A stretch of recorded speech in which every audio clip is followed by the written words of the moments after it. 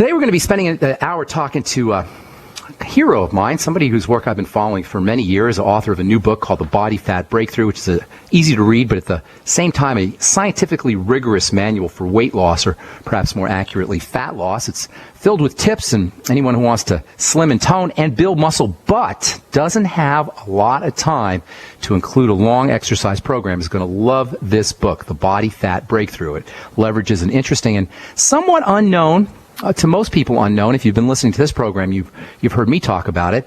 It's a muscle training technique that works very, very quickly. I've personally been using it for many years, and I can tell you that it works well. Dr. Ellington Darden is a former bodybuilder and one of the early developers and proponents of this technique. It's called HIT. He's got bachelor's and master's degrees as well as a PhD in physical education and exercise science. So not only does he speak from personal experience, but also from an educated and academic and scientific perspective as well.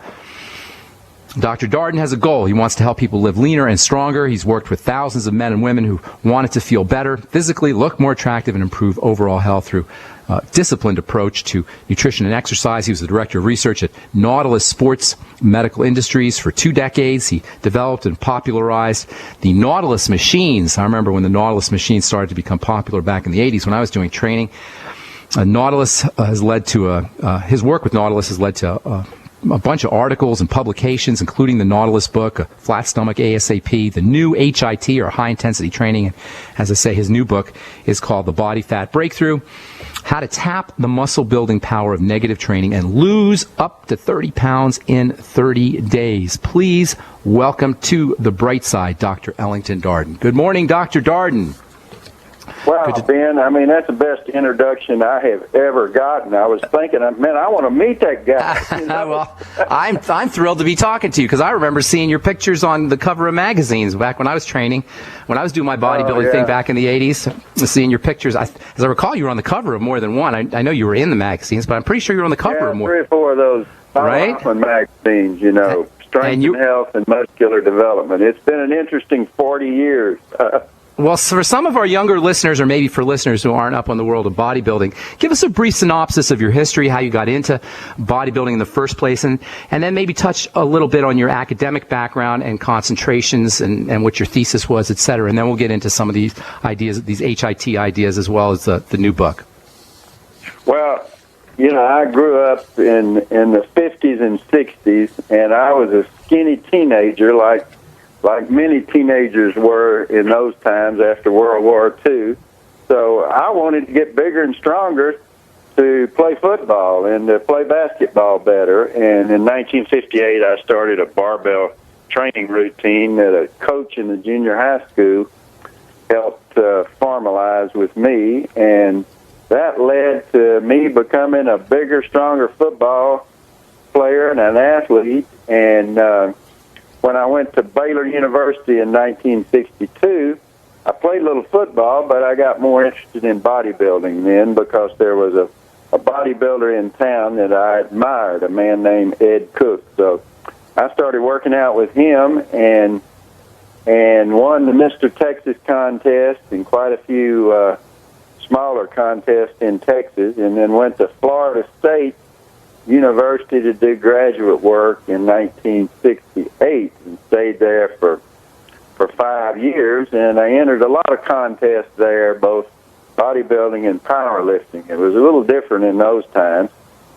And in 1970, I had a chance to meet Arthur Jones, the man who was the brains behind the Nautilus exercise equipment. And when I finished up in Florida State, in 1973, I went to work with Arthur Jones and Nautilus in DeLand, Florida. So that's sort of how it started, and I was always interested in research and writing in the 60s and 70s, and Arthur Jones gave me the opportunity to follow up on that. So, like I said earlier, it's been an exciting 40 or 50 years for me. Was Nautilus the first machine training or science? I know there were machines before, but was it the first really high tech kind of scientifically designed machine for lifting weights or for working out?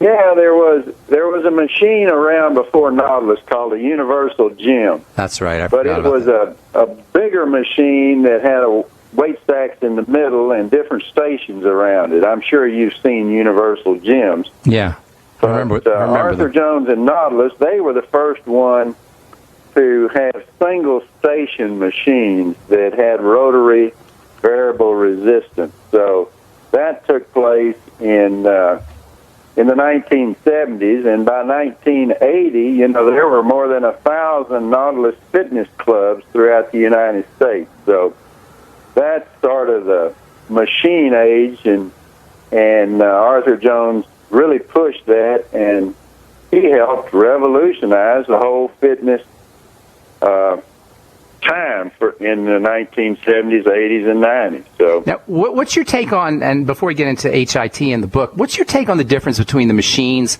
the Nautilus machine, or even the Universal machines, and free weights, dumbbells and barbells, etc.? Well, my take on it is about the same as Arthur Jones. Arthur always said a barbell is a very good machine. Unfortunately, he just never saw anybody that used a barbell correctly. They slammed and banged and did their exercise repetitions way too fast. So, nevertheless, he always said the barbell was a good tool, and it's certainly an inexpensive one. But he set out to try to figure out a scientific barbell, and the Nautilus machine was the first attempt to do that.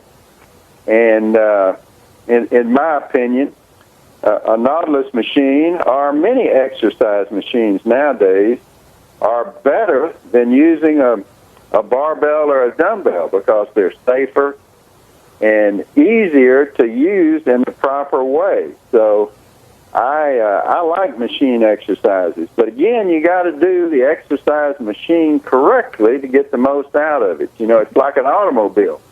An automobile is a better means of transportation than a horse. That doesn't mean you can't ride a horse and get good results from it, but an automobile certainly is an improvement on a horse. But you got problems behind an automobile. You got to drive it correctly, or you can hurt yourself. Hang on to that thought. We got to take a break, but that's a perfect lead-in to HIT. We'll talk about high-intensity training when we come back from our break. We're talking to Ellington Darden, Dr. Ellington Darden. We'll be back on the bright side right after this. We're talking to Dr. Ellington Darden, bodybuilder, former bodybuilder, author, PhD in exercise physiology, and one of the early developers of something called HIT. Before we went to break, Dr. Darden, we were talking about the idea of technique and appropriate technique, and I think that's a perfect lead-in to what I personally think of as the ultimate program for, at least in terms of leveraging work into effect, getting the most benefit for the least amount of work, or the least amount of time, I should say. Tell us a little bit about HIT from a historical perspective and how you perfected the idea of HIT and what exactly it is. Well, HIT stands for high intensity training. And we found out years ago in the 1960s and 70s that the intensity of the exercise is maybe the single most important factor in building muscular size and strength. That if you're looking for easy ways to exercise, and most people are, as you know, then that's a huge step in the wrong direction. So I always thought that you ought to look for ways to make the exercise harder, not easier. And usually a step in the right direction is performing each repetition of an exercise smoothly and slowly.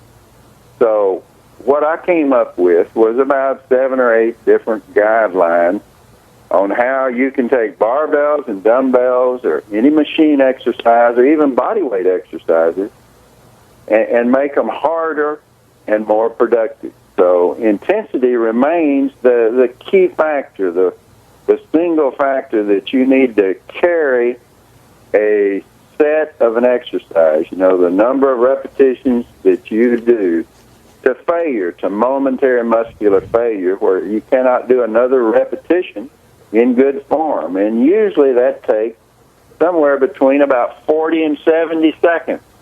That's great. So high-intensity exercise is exercise that's done repeatedly for 40 to 70 seconds. So what you have to do in work, you gain in time. So you may work harder, but you work shorter. You save time with your. Correct. As you get stronger, you need less exercise because you're using heavier resistance, and that heavier resistance is making more of an inroad into your body's recovery ability. So the bigger, stronger athletes that I work with, most of them only require one exercise session a week, and that exercise session only takes, from 20 to 30 minutes at most. So 20 to 30 minutes a week, once you get going anyway, for 20 to 30 minutes a week, you can maintain a nice tone. Even if you're not a bodybuilder, maintain a nice tone and maintain a nice figure and have a higher muscle to fat ratio, correct? Absolutely, yeah. That's awesome. Well, for women, for men, for older people, and I've got a 12-year-old boy that I've been working with for 7 or 8 years, and he's big and strong and growing every day. So you don't see a problem with kids exercising, kids 10, 11 years old, lifting weights, I should say? Well, I see a problem in it, but it can be eliminated with good coaching and good supervision. I see a problem in anybody lifting weights if they don't have a good set of sensible guidelines to follow. It's just like you in talking about nutrition. There's a problem behind eating if you eat the wrong types of foods in too much of a quantity, That's right. That's right. So there's techniques. As long as the techniques are correct, a kid as young as 10 or 11 years old can work out with weights if doing the correct technique. Oh, absolutely, yeah. Like I said, I've been training my boy since he was 4 years of age. All right. Tell us about the 30-30-30 plan.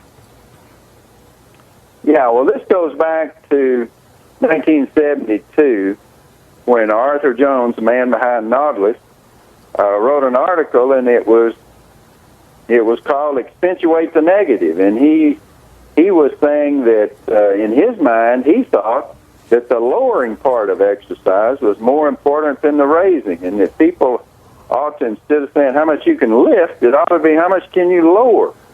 That's great. So that started me to thinking in different directions, and it started research being done throughout the United States, and a lot of stuff's been done in the Scandinavian countries on the importance of the negative, the eccentric, the lowering portion of exercise.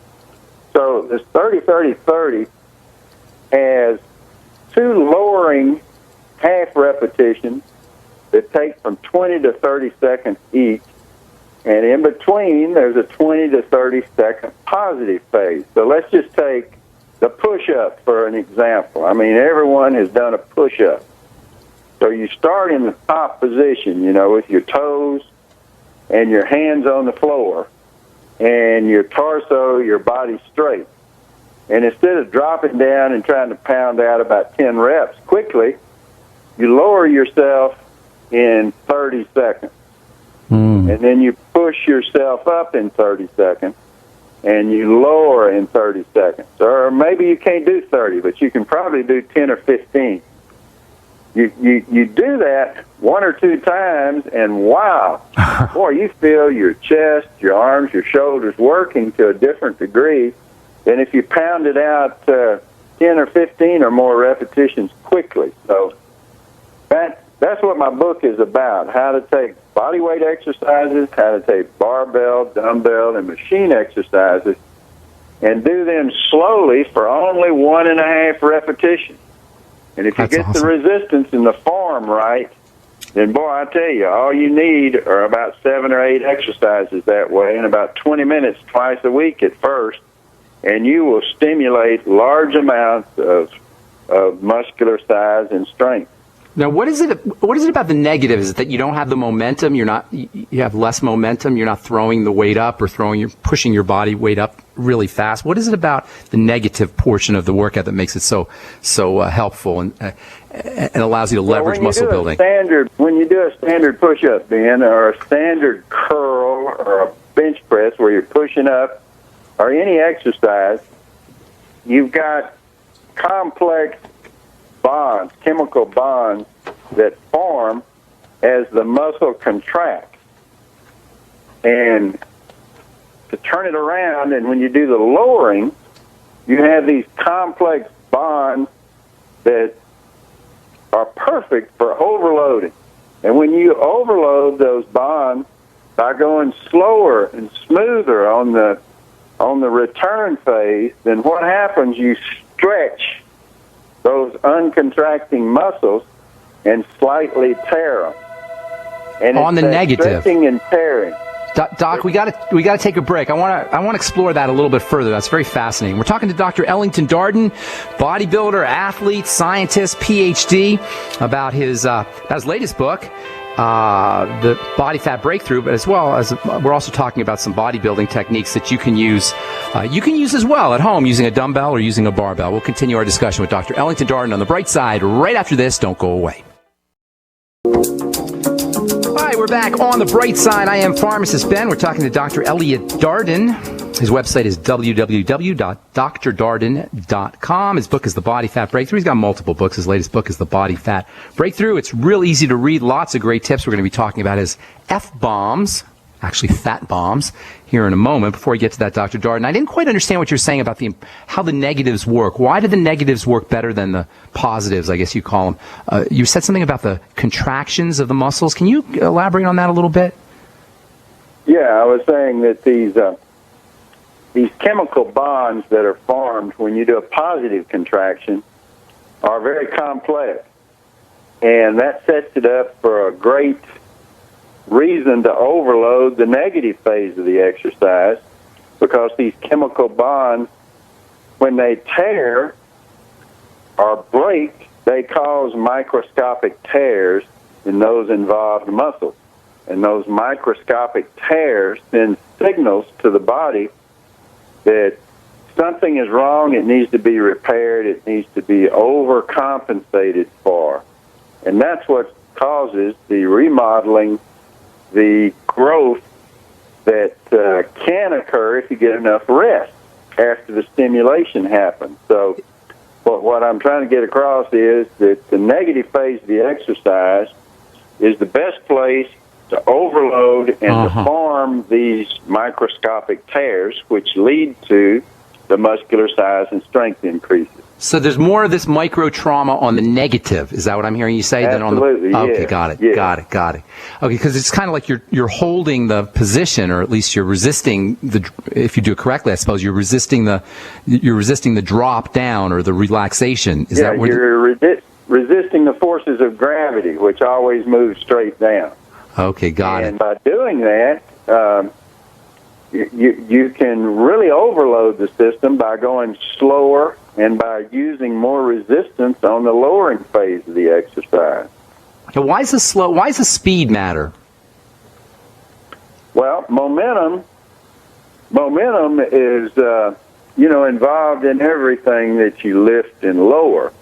And the idea is to keep the momentum to a minimum. Got it. Because it makes, going back to the original principle, it makes the movement harder.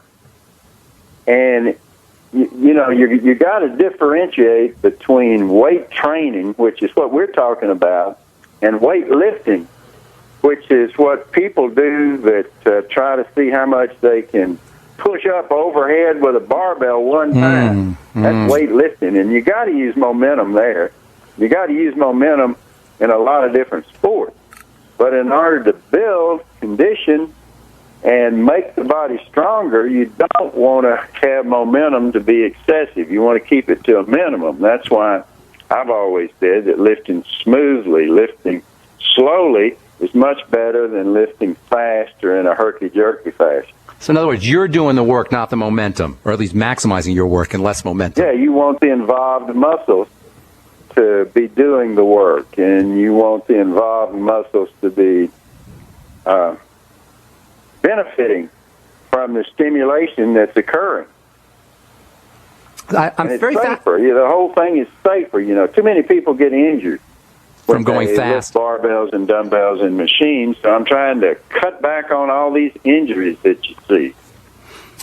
I'm interested in this idea of the refractory or the rest period. I've always found that's where the muscles are growing, correct? You really want to exploit or you want to take advantage of that rest period as much as possible, the days between your workouts or even the time between sets. Is that correct?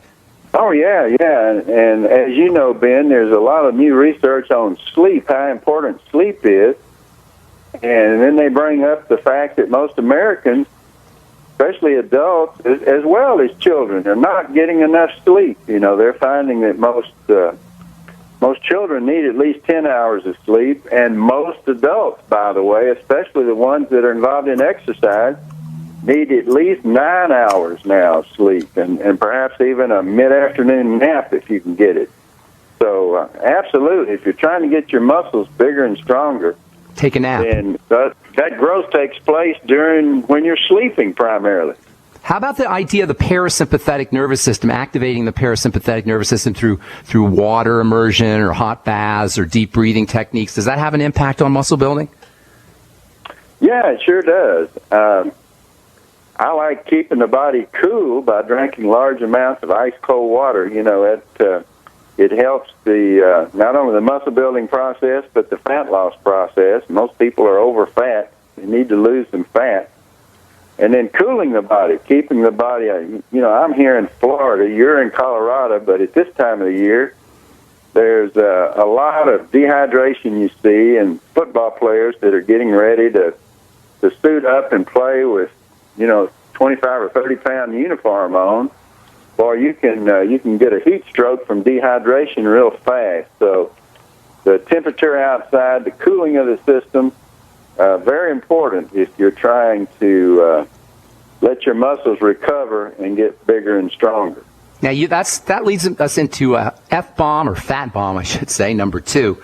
You say, how about a cold one? And you got an interesting technique about using the back of your neck. Tell us about that and tell us why the back of the neck is so important.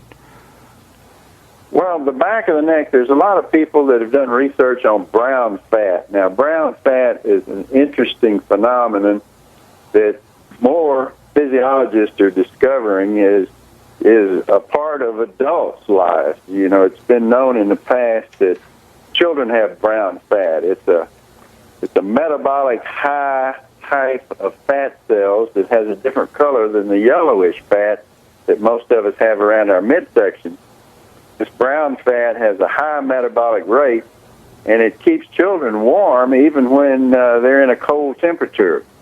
So this does not atrophy and go away like it was once thought. People have brown fat around their shoulders and neck, and you can get this brown fat to emerge and actually burn more calories by putting an ice pack around your neck for approximately 20 to 30 minutes after a workout. A cold shower works pretty well too, and perhaps getting chin deep in a cold plunge, 52-degree water is one of the best ways to help the recovery and the brown fat mobilization after a workout. How about is there any such thing as spot removing fat or spot training muscle, like for the gut or for the hips? Well, you can spot train muscle. You can work the abdominals, and you can work the biceps or the triceps, and you can get growth in those body parts more than other body parts. So you can isolate a muscle and get growth, but you can't isolate fat on your body, on the back of your arms or around your midsection. And that's not effective. You can't spot reduce. The muscle or the fat that you lose out of your body comes from a complicated system of genetics, and most people lose a little bit of fat throughout their body when they start losing fat, and it eventually comes off of the thickest places, like around your waist and hip, lag. So, all right, Doc, we got to take an important aspect in the evolution. We got to take one more break. When we come back, I want to talk about nutrition. You got some interesting things to say about protein, and I want our listeners to hear what you have to say. I'm Pharmacist Ben. We're talking to Dr. Ellington Darden, author of The Body Fat Breakthrough. We're going to take a break. Be back right after. Okay, we are back on the bright side for one more segment with Dr. Ellington Darden, author of The Body Fat Breakthrough, PhD, bodybuilder, former football player, Mr. Collegiate America. One time, Dr. Darden, or twice, Mr. Collegiate America? No, just one time in 1972. 1972. All right. Okay, you got some interesting things to say about nutrition, especially protein. Can you share with our listeners your ideas about protein and muscle building? Yeah, well, I was hammered by a nutrition professor I had at Florida State University, Dr. Harold Schindel, with the fact that to build muscle, you didn't need much protein. What you need is a lot of water and the growth stimulation. And if any one nutrient you ought to emphasize, it's carbohydrates. You know, Dr. Schindel used to always say that carbohydrates are protein sparing. And if you get enough carbohydrates, you don't need very much protein to build muscle. In fact, if you look at the statistics throughout the United States, you'll see that there's hardly anyone alive in the United States that's deficient in protein. That's one thing most Americans get plenty of, probably 2 or 3 times as much as they need. So with my program of losing fat or program of building muscle, I don't emphasize protein at all. I emphasize carbohydrates. I feel like at least 50% of your calories ought to come from carbohydrate-rich foods, you know, vegetables, bread, cereals, and fruit. Now 50% come from carbohydrates. How does the fat and the protein divvy up? Well, I divide that 25% fat and 25% protein, 50% carbohydrates. Okay, so you're saying now, how do you distinguish your carbohydrates? Obviously, processed carbohydrates aren't the same as vegetable carbohydrates, correct?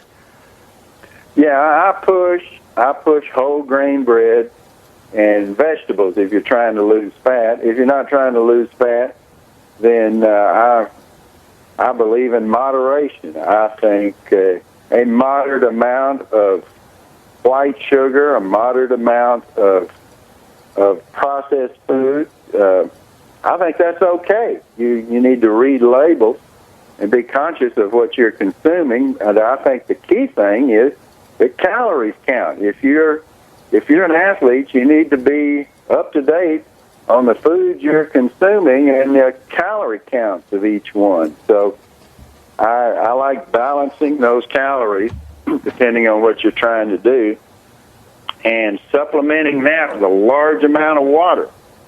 You know, in carbohydrates, you know, if you go back and you look at the history of carbohydrates, they were called at one time hydrated carbon.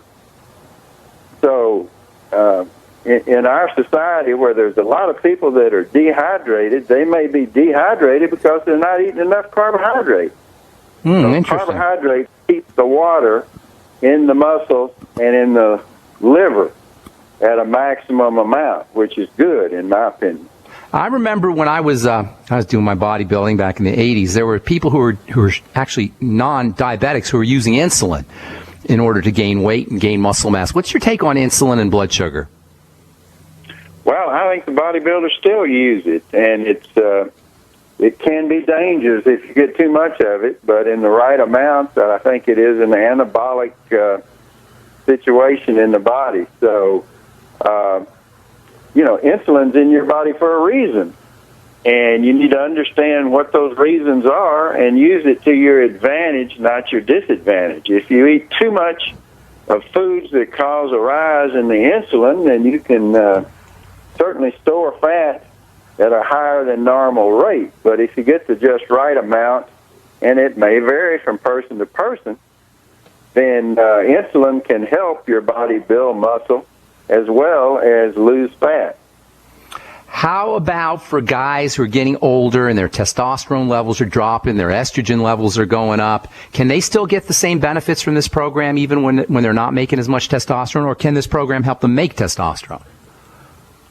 Well, you know, as you get more muscle on your body, I think it can help you make more testosterone. But it's interesting that I found there were at least 6 or 7 hormones in your body that are secreted as a result of this negative exercise, which don't have anything to do with insulin, but have a heck of a lot to do with building muscle. You've got growth hormone, you've got IGF-1, and you've got these myokines, which are actually hormone secretions from the muscles themselves that act like hormones. You know, there's interleukin 6, 8, and 15, which seem to be very important. So there's a whole world of hormones that need to be studied and reviewed very carefully to understand what's going on in the human body with muscle building and fat loss. And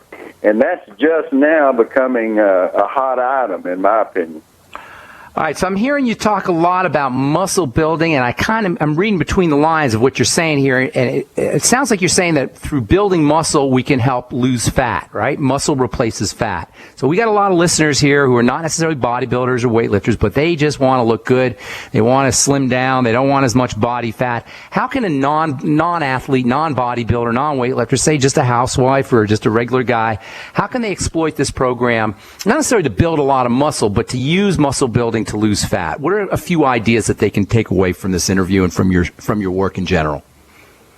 Well, to pay attention to the strength training portion of whatever exercise you do. And if you lift in lower barbells, dumbbells, or machines, emphasize the lowering part and make sure you do it slowly and smoothly. And include some type of strength training or muscle building program every week in whatever exercise routine you're doing. You know, you can do, like we were talking earlier, even push-ups or deep knee bends or chin-ups on bars or dips. Those types of exercises can keep your muscles strong and even improve your muscle building ability. And when you build muscle, that's going to elevate your metabolic rate, which is going to automatically make, if you're eating the same number of calories, it's going to automatically make you lose a few ounces or a few pounds of body fat, which is good. And then, of course, if you get my book, you can learn how to decrease those meal sizes and calorie counts and, in fact, lose fat and build muscle at the same time, which I think is the best program of all. That's awesome, Dr. Darden. So your website, drdarden.com, all your books are available there, I take it, correct? Well, they're mentioned there, but you can get them all on Amazon.com. Every book I've written, there's over 50 of them. 50 books you've written? Yeah. Oh, my goodness, plus a whole bunch of articles. Well, Dr. Darden, that was a very enlightening hour. Appreciate it very much and appreciate your work very much. As I said, I've been following your stuff following your work for a long time, so I appreciate it very much. The book is The Body Fat Breakthrough. The website is drdarden.com. We've been talking to Elliot Darden, Dr. Elliot Darden, PhD, bodybuilder, former athlete, as well as a scientist, weight loss and muscle building scientist. Thanks so much, Dr. Darden. Hope we can get you on again. Thank you for calling, Ben. Have a beautiful day, buddy. Thank you so much. All right, that was Dr. Elliot Darden, and I have been following his work for a long time, and I highly recommend his book, The Body Fat Breakthrough. You don't have to be an athlete or a muscle a bodybuilder. You don't have to be interested necessarily in weightlifting to benefit from this. I've always said that all you need is a couple of 10 or 15-pound dumbbells, and you could do them. I never knew you could do it one day a week, but Dr. Darden says all you need is one day a week, certainly only a couple of days a week. And if you get his book, you'll see a bunch of pictures, a bunch of testimonials and a bunch of pictures of folks who've lost lots of weight, 80 pounds, 100 pounds or so, using his what he calls the 10 fat bombs. He's got meal plans in the book and all kinds of hot tips. The book's called The Body Fat Breakthrough. I recommend it highly. You can get it off Kindle. I got mine off Kindle. You can get it off Amazon.com or off multiple websites. And you can also check out his website. It's got lots of good information, articles, etc. on drdarden.com. All right, thanks so much for listening, folks. Tomorrow we're going to continue talking about wound healing. There turns out there's an interesting connection between wound healing and muscle building. It all has to do with how the body responds to breakdown. The body is designed to respond to breakdown down by building up. And it's this balance of breakdown and build up that needs to be exploited if we're going to take advantage of our God-given abilities to renew and regenerate the body. Breakdown should always lead to build up. That's the way it's supposed to be. If breakdown is leading to more breakdown, we're in big trouble, and that's called degenerative disease. So we'll continue talking about nutritional strategies, topical strategies for wound healing, all as it has to do with the amino acid arginine. Thanks so much for listening, folks. If you're interested in joining the Brightside Ben team, love to have you aboard. The phone number is 866-735-2470. That's for the Brightside Ben phone team for a one-time $10 fee. You can start yourself a longevity business, earn thank you checks, and help spread the word about the power and the importance of a good nutritional supplement program. You can also head over to my website, brightsideben.com, pull down on the shopping cart and buy any products you hear advertised or recommended, or you can click on the Join the Team link and help me in my mission to educate the world about the power and importance of a good nutritional supplement program. Thanks so much for listening, folks. I'm Pharmacist Ben. Have a wonderful, awesome, beautiful day. We'll talk to y'all later. Bye for now.